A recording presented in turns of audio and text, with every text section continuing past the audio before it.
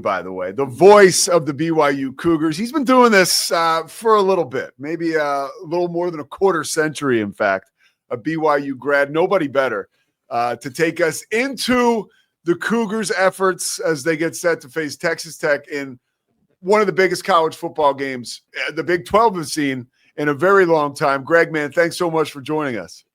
It's a pleasure, Pete. How are you? Dude, I'm doing good, man, and I'm pumped to talk to you because you not only have a front row seat, but you also have a lot of access behind the scenes. And the question I have for you and this team as they've grown over the course of the year, what has become the strong suit for Kalani Sitake's team in 2025 that's allowed them to get better and clear just about every hurdle that has been presented? Well, I will say that when you start with defensive coordinator Jay Hill in his third year in the system, bringing back a lot of guys from a defense that was really good last year, it's not a bad place to start. And so I want to hammer that home that defense is really the backbone of this year's team, and I think was last year too. It feels a little weird, Pete, though, to say that the strong suit is the true freshman starting quarterback. You don't normally go to that. To have that be a galvanizing force on your team. And it really helps that Bear Bachmeier had, Chase Roberts coming back and a good offensive line coming back and LJ Martin, who's a potential 1,000-yard back coming back, and Parker Kingston coming along. So those things are also really important in helping Bear be what he's become. But he's been the guy. I think he's a story this year nationally. And we're starting to see more of it as we get into November. Now, if they go to 9-0, we're going to see the Bear Bachmeier hype machine, I think, go into overdrive here. It's already kind of rolling along pretty well, but this would be something special if Bear and BYU can pull off a win Saturday in Lubbock. He's a really unique, charismatic, composed, cerebral, solid guy for as young as he is. Doing what he's doing, I think, is one of the stories of college football this year. You've been around him, the travel, the practices, the interviews. How has he made this look so easy? Because Lord knows it is not. No, and especially at BYU, a great quarterback tradition, right? And they had an experienced guy coming back in Jake Retzloff. Yeah. Jake was supposed to be the senior starter for BYU this year. And let's not forget, Bear didn't come here to be the starting quarterback. He came here to back up Jake. Jake was still in the program when Bear committed to BYU. This wasn't like a last-minute rescue. It turned out to be very fortuitous, but Bear came to be part of the quarterback room that included Jake Retzloff. When Jake left, Bear suddenly was in a fight for that starting job and a job that he won. He's I use the word unique. He is that. He was a Stanford commit for a year and a half. Like, he was committed to Stanford. His brother was already there. They had a good one, and he ended up at BYU after all of that. And BYU is very grateful that he did. The word Kalani Sitake uses, and I used it a minute ago, is composure. He belies his true freshman status. He just really does. He's exactly the kind of guy you want at that position. Physically, he's fit for the job. He's a big boy for being a young player. And, the attention he gets with the number 47 is self-apparent. It's a linebacker number, and he kind of plays that way when he crosses the line of scrimmage. How about this, Pete?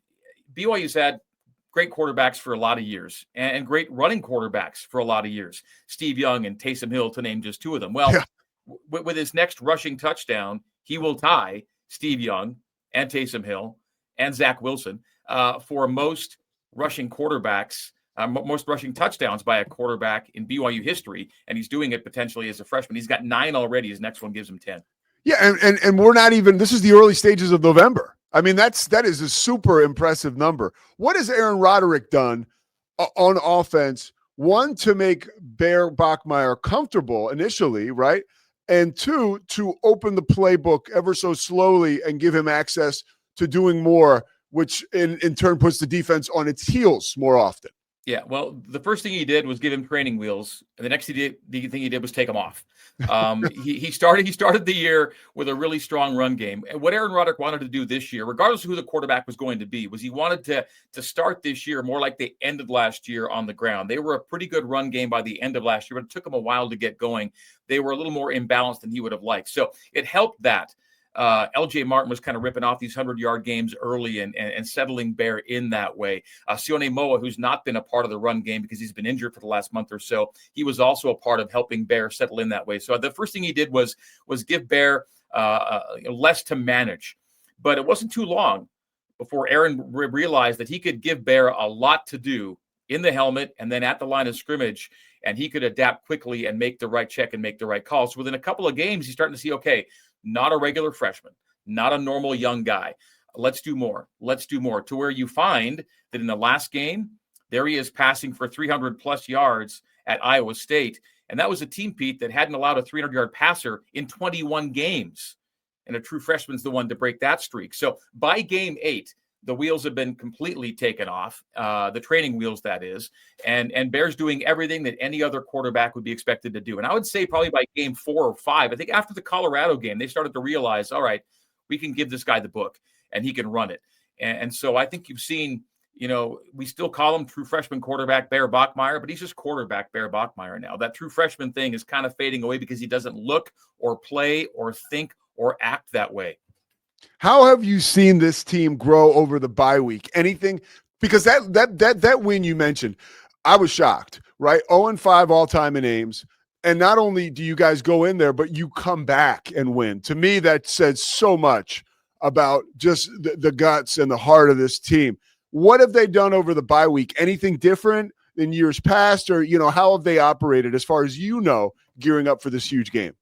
Yeah, well, on the note you just mentioned, Rocco Becht has kind of made his name as a fourth quarter quarterback, right? And a comeback quarterback. And BYU kind of flipped the script on Rocco and the Cyclones that game. They finished the game, Pete, on a 31-3 run. Wow. On Ames home field.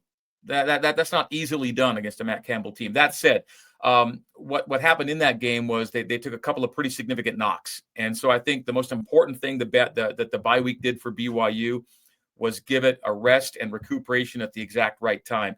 L.J. Martin left that game pretty early. He scored a rushing touchdown and didn't have all but a handful of carries before he was gone for the day. And I think what's happened is over that week that BYU had off is they had the same kind of gap that allowed Jack Kelly to get better after getting hurt before the Arizona game. He missed the Arizona game, came back and was ready for Utah and was an important part of that win. Although there was no game in between the injury, I think LJ not having to play last week was big for BYU. And a healthy LJ Martin, goes without saying, benefits them greatly in this final 4-game stretch run.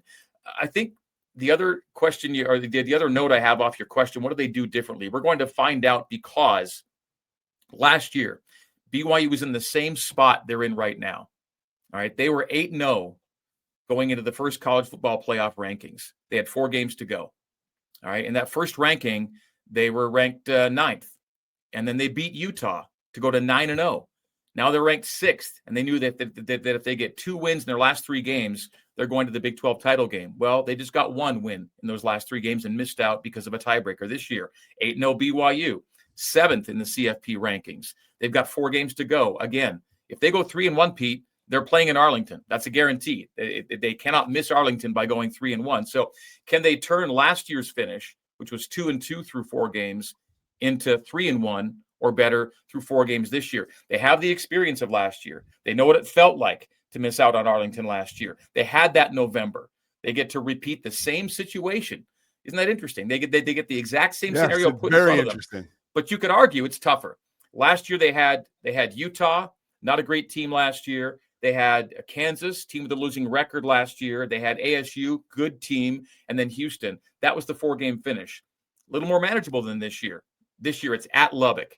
It's home to TCU. It's at Cincinnati, and it's home to UCF. So 4-game stretch, yes, but a tougher 4-game stretch. So we'll see just how many lessons BYU learned to apply in a much tougher setting in 2025. Greg Wrubell, this is great stuff. A couple more for you before I let you get on your busy day. When you look at matchups, we started this off and we were talking about the BYU defense. What did they have to do to sort of slow down that Texas Tech tempo, that once they find a rhythm, right, and if they can keep Bear Morton upright, this is a very dangerous offense. So what's the Jay Hill strategy against a team like this? Well, I mean, I hate to be so traditional and kind of cliche on this, but they are looking at this to be a run the ball, stop the run game. And the reason I think it makes more it's more emphatic this week is because we are talking about the number 1 rush defense in the country. So what does running the ball look like against the number 1 rush defense in the country? Could 100 yards be enough? Possibly, just enough to keep BYU balanced, I think is what BYU is looking for. I think K-State ran for $126 in the last game, and that was the season high allowed by Texas Tech. Yeah. I think if BYU puts itself over the 100 mark, they're going to get themselves, I think 100, 300, and they've got a really good shot to win. 100 rush and 300 pass. I think possession time will be important. I think this factor matters as much as any. Field position. Texas Tech comes into the game with the second best average starting field position in the country on offense. But BYU's no slouch. The Cougars are top 25 in both average starting field position offensively and defensively. I think BYU's challenge is keep Texas Tech to some longer fields. That's where I think they can challenge Texas Tech. If you give them their average starting field position, 35, 36 yard line, I think BYU expects it to be a tougher day. And I'll also go to what the importance of the first quarter means this Saturday. It's Texas Tech's best quarter, and it's BYU's worst quarter defensively. Now, that's all relative. BYU's allowed only 40-plus points in the first quarter, but it is the quarter in which you get to BYU most. And so if it's a first quarter for Texas Tech, BYU's been behind the 8 ball a couple of times, including at Iowa State. They've come back from early deficits, but you don't want to roll that dice too often. And there's this, though. BYU has won 35 consecutive games when the Cougs score first. So just get out on top means a lot for Kalani's team. So if they can flip that first quarter script a bit, maybe play with a first quarter lead, maybe that bodes well for BYU. Who's been the unsung hero of this team this year? If you could point your finger at one or two guys. I like Logan Lutui and Bodie Schoonover as kind of under talked about defensive linemen for BYU, because I think the D line's been a big part of BYU's success. I'm gonna do more than just one. I'm sorry. I'm gonna go the corners. Evan Johnson and Therian Alexander. Yes. Those guys have been tough to challenge. I mean, maybe historically you might think, BYU susceptible on the edges. Evan Johnson is one of the best corners in the country when targeted relative to pass efficiency. He's been outstanding. And Tanner Wall is kind of the lockdown safety in that back end. He's as good a dude as there is a player on this team. And I tried to name everybody but the obvious guys on defense, which are Glasker and Kelly, because they get all the pub, but they wouldn't be anywhere without those two guys for sure. And I'm always going to want to shout out the offensive line because as great as Bear has been and as good as LJ's been in that backfield, giving time for Bear to throw to guys like Chase Roberts and Parker Kingston, I really do think that the O-line has been a strength for BYU. Not just 5, but 6 and 7 guys that have rotated to give BYU one of the better, more balanced offenses in the country. I blew that. You asked for one. I gave you 11. That's good. Hey, but that's kind of what I was looking for, because I want to know who, the supporting actors are in this, and the offensive line. They'll be a featured player, right, on Saturday, because Texas Tech is so good and quick up front that O-line is going to have to play great. I got a question for you about Coach Sitake. You've been doing this for BYU, I mentioned, for a long time. What about Kalani Sitake's culture this season is really shining through, that you're able to take note of and say, wow? Because even last year, a team that was predicted to finish towards the bottom of the Big 12 starts off 9-0. I mean, what Coach Sitake is doing is special, but particularly this year, what is unique about this culture? And I almost kind of have to hold off, because I think Kalani has really set it up to a situation where let's see how this thing finishes. I don't think he thinks the team finished right last year. And so how does the team finish this year will kind of show ultimately what kind of culture was different from last year. Because I think what's consistent, Pete, are the words hungry and humble. All right. They're hungry, but they're humble. They're trying to stay grounded, but they're playing with the motivation that any great team needs. I think we need to wait a little bit still to see what was really, really different. But the signs are there that it could be a different finish than last year. If you can get 3-1 in these last 4 games, you're a really, really good football team. Going to Lubbock speaks for itself. TCU is always a challenge. Cincinnati is a 1-loss team in the Big 12, and then you hope to take care of business against UCF, and maybe that's kind of a coronation day. But let's really see, because Kalani is really focusing on we didn't finish right. Let's change that this time around. And it's a tough task. It's a tall hill to climb. These are tough teams, as I just talked about. But I think consistency in theme are those 2 words, hungry and humble. And then you got to go to the man himself, Pete. I mean, they're kind of a reflection of who Kalani is, right? And I love talking about the fact that Kalani is a different guy in that other coaches go out of their way to talk him up as a person. Yeah. And as someone that they want to spend time with, someone that they idealize, someone they would like their players to play for. Like, you get a lot of these consistent themes.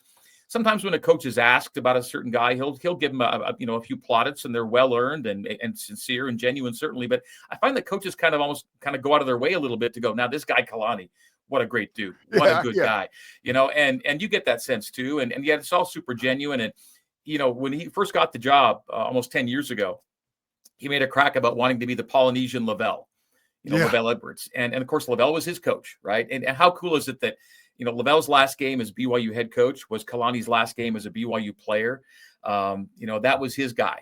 And without trying to be like Wrubell, he is like Wrubell, because there's love and there's warmth and there's care for family, and there's affability and there's humor.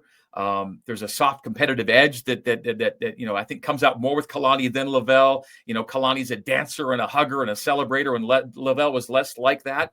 But there's a lot of common ties between these two great men, and I think BYU's so blessed to have had Wrubell kind of set the table for a generation of players who've become coaches, guys like Kalani Sitake, who now get to come back. And Kalani always says, Pete, I was a BYU fan before I was a BYU player, before I was a BYU coach. And how great to have that guy as the head of your program. Yeah, I mean, there's so much gratitude that is just, you can gushing from BYU fans, and it's you understand why. And it is interesting. The one thing you say about Sitake is, like, I feel like every coach considers him like their best friend. He's that kind of guy that, like, everybody feels like he's their best friend, and it's like, and that's just who he is. It's not intentional on his part. He's that cool a dude. And connects with people like that. Yeah, you go to the Big 12 media days, for example, right? Yeah. And when coaches pass coaches, it's a handshake, it's a clap on the back, it's a how you doing. Kalani, it's a hug, and it's a stick around and let's talk. Yeah, it's one of those kind of things. And again, it's not contrived. It's just who the guy is. And when he tells you he loves you, when he sees you every time he sees you, you believe it, you know it, you feel it. And me personally, I have this very small role in this whole big machine here. But I feel it every time. I feel super fortunate that I get to go to work and have that guy be a part of my routine, whether it's pregame conversations, postgame conversations, coaches shows during the week, or just being around him on a practice field or wherever it is. You feel the love, and you're glad to be around him. Yeah, Coach McGuire, to what you're saying, we talked to Joey McGuire yesterday for that show Inside the 12, and the first thing when you mention this game and you ask him about how he's getting ready, he's, first of all, Kalani's my dude. He just goes into this whole, like, and I'm like, right. Okay, which is, that's understood that's kind of how it is. All right, last question. How the heck are you doing? You got a basketball team that everybody's talking about, a football team that everybody's talking about. You can't be two places at once, but at the same time, you kind of have to be. Like, how is it going for you? Yeah, we try to make everything fit. I was in Vegas Monday night, of course, for the season opener for BYU and Villanova at T-Mobile Arena. I will have to miss Saturday. Basketball plays Holy Cross at home on Saturday night, and I'll still be wrapping up in Lubbock, so I won't be able to get back for that game. But it is the season where you're crisscrossing quite a bit. It's the most wonderful time of year. Basketball's going, football's going. I got to shout out the BYU women's soccer team. They're playing for the Big 12 championship. I saw that, Saturday night in Waco. They beat Baylor after beating TCU, the regular season champions. So Jen Rockwood's soccer team is rolling, and they're going to be back in the NCAA tournament. So I'll probably be calling an NCAA soccer game next Friday night on the eve of the TCU football game. So yeah, it'll be a basketball game on Tuesday, a coach's show on Wednesday, a soccer game on Friday, and a football game on Saturday. Let's go. It's that time of year, and these weeks are common in November, and I wouldn't have it any other way. I'm super fortunate, and yeah, this is my 25th season. 25th. Of football play-by-play, 30th of basketball play-by-play. Wow. I was on the football crew for 9 years as Paul James's sideline guy. So it's my 34th year on the radio crew, but I had 9 on sidelines with the great Paul James. Some out there might know the name Paul James. And I know it. Yeah. Yeah. So Paul did it for 35 years, and I got to spend the last 9 years of his football career as his sideline reporter. So I kind of learned the art from him. And I was fortunate. I won't say I filled his shoes. I was given a different pair of shoes to put on and lace up, which I did because he could fill them in only one way. He was a legend, and I'm just blessed to have had the same job as him for as long as I have. It's super cool. I'm a play-by-play nerd like you, and I was watching the 1987 NCAA tournament basketball championship game last night. Don't ask me why, but Frank Fallon, who was the voice of the Baylor Bears, I always am reminded that he's the voice of the Final Four, or was for so many years. He would introduce the starting lineups, and so I heard Frank Fallon introducing the starting lineups. It's like, oh, he was the guy that preceded John Morris. It's just so cool. I love all this stuff. Last one. Yeah. How's AJ DeBonsa been doing as a guy? I had a chance to chat with him real quick at Big 12 Media Days, and he just seems like very evolved and comfortable in his own skin, very honest. You know, he sees all the news and everything about him out there, but he seems to be comporting himself pretty smoothly so far. You know, what's it been like just in this finite time to be around him and kind of feel that star quality, but also see that he's grounded? Yeah, I probably have to relate it to Bear Bachmeier a little bit. And now Bear didn't come in with the hype that AJ did, but it's that same level of kind of flatline, like I got this kind of thing. That's what you get from AJ. And AJ's been dealing with it a lot longer, right? So I think he's more practiced at it, but it is also kind of an outgrowth of who he is. Handles it really well. I think he focuses on the right things. There's a lot going on in his life, and he's got a lot of things around the game that he's got to deal with. But I think having a coach like Kevin Young and coaches on his staff who've been part of the professional environment for quite a while, you know, in the NBA is where you always have other stuff going on besides the game. And I think Kevin, having been around that, and guys on the staff having been around that, dealing with players who have the other stuff, they're able to translate that to AJ in a way that's, I think, really helpful to him.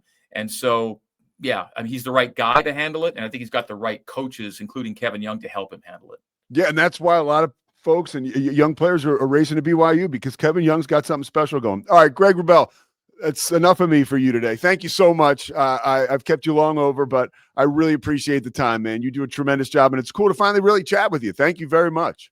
No, it's always fun to see you when we cross paths on the road. I'm sure we'll be at a venue or two together this year, and I look forward to seeing you then. And whenever you want me to pop on with you, it'll be an absolute pleasure. Thank you, Pete. Dude, thanks so much, Greg. Take care. Safe travels. You bet. Okay.